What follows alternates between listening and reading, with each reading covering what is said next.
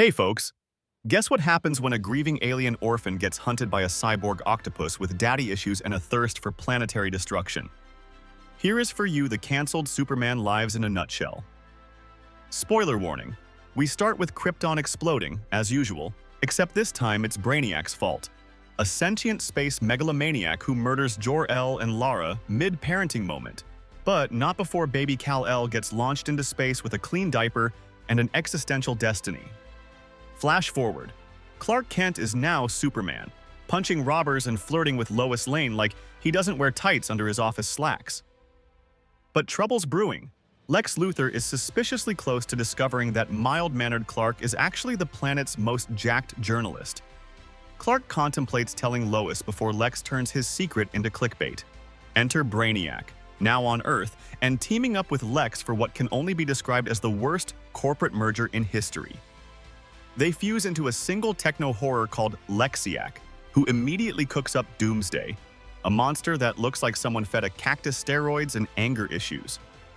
Superman fights Doomsday in a city-leveling brawl that ends with both of them dead and the public sobbing harder than in Bambi. But wait! Superman's body gets shipped to the Fortress of Solitude, where a mysterious Kryptonian presence known only as K revives him. Minus powers, minus hope, but plus metaphor. Superman then embarks on a desert trek back to Metropolis like a caped Moses. Meanwhile, Lexiac is planning a full-on planetary reset, complete with nukes for every major city and awkward attempts to date a grieving Lois. Spoiler, she's not into it. At the final hour, literally with 1 second on the nuclear clock, Superman returns, his powers restored by the life essence of his dead parents, which, frankly, beats therapy. He rips the Brainiac out of Lexiac like it's bad wiring and saves Earth, again, with style, jawline, and just a little emotional trauma.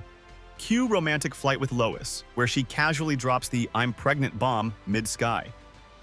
Final thought, corporate mergers are terrifying, exes are worse, and even Superman needs parental backup to save the world. Also, this wild ride was never made.